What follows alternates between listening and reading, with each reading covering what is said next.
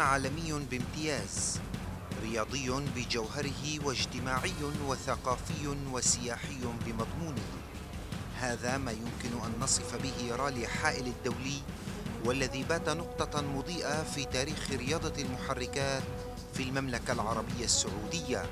وهذا العام يدخل نسخته السادسة على غرار السنين الماضية بدعم مطلق من سمو الأمير سعود بن عبد المحسن بن عبد العزيز أمير منطقة حائل، رئيس الهيئة العليا لتطوير منطقة حائل ورئيس اللجنة العليا المنظمة لرالي حائل الدولي، وبالتعاون مع الرئاسة العامة لرعاية الشباب والهيئة العامة للسياحة والآثار، وبتنظيم من الاتحاد العربي السعودي للسيارات والدراجات النارية.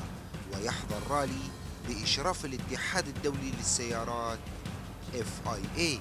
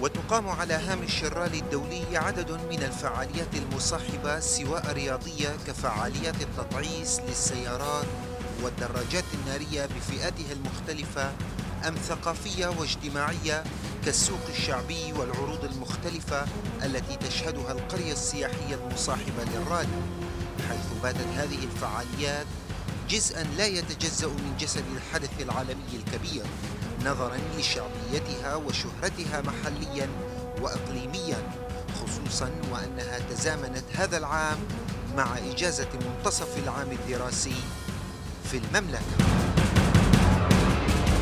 الحمد لله، يعني السيارة اللي أنا جهز تعتبر الأفضل على مستوى السعودية، وحريص كلها حرص إني أشارك في البطولة هذه. السيارة طبعا تجهيز الستاند دراج عن طلوع التل أو صعود التل مختلف شوي، لازم نعدل على السسبنشن، نعدل على أداء محرك شوي، طبعا مثل ما تشوف البفرات والتواير يكون شكل ثاني.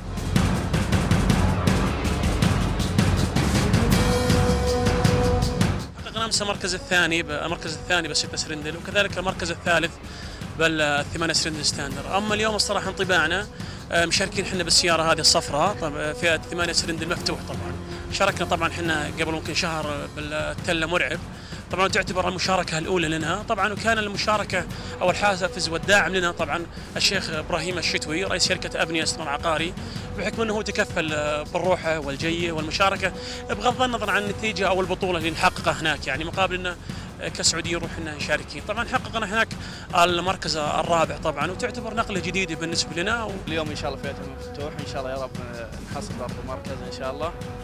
وطبعا حصلت في تل مرعب برضه المركز الثاني في فئه الصحراوي الحمد لله، وان شاء الله يا رب نتطور ان شاء الله.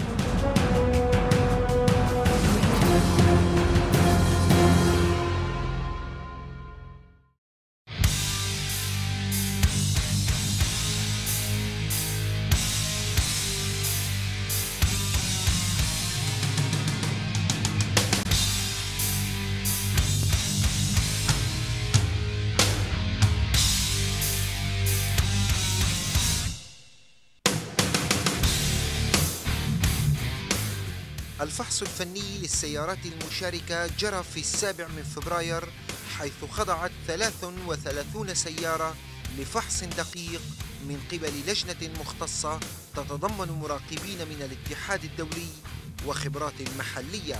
وتمكنت جميع السيارات من اجتياز الفحص الذي ركز على عدد من النقاط والتي تتعلق بسلامة المركبة والسائق مع الملاح وتجهيزات السيارة، وقسمت إلى 24 سيارة ضمن فئة T1 المخصصة للسيارات المعدلة، بينما نافست السيارات ال9 البقية ضمن فئة السيارات النموذجية المخصصة للإنتاج التجاري T2.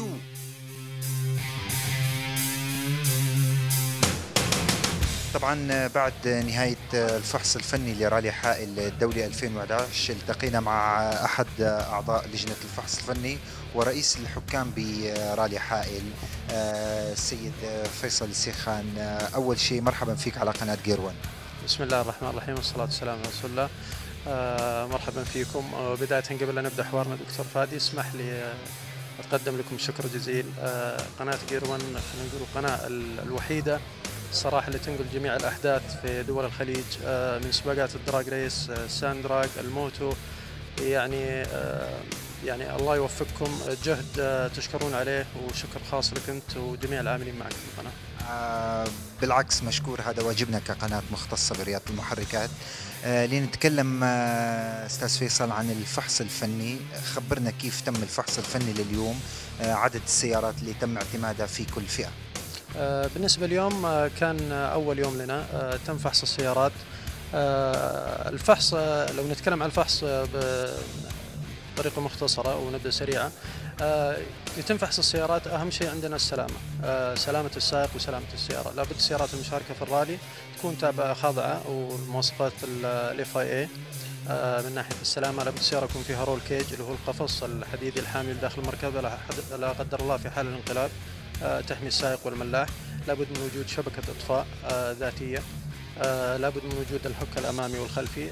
كما شاهدتم اليوم وضع الاستيكر الخاص بكل سيارة، رقم متسابق يكون في اليمين والباب اليسار، وكذلك الأمام والخلف وعلى سقف السيارة.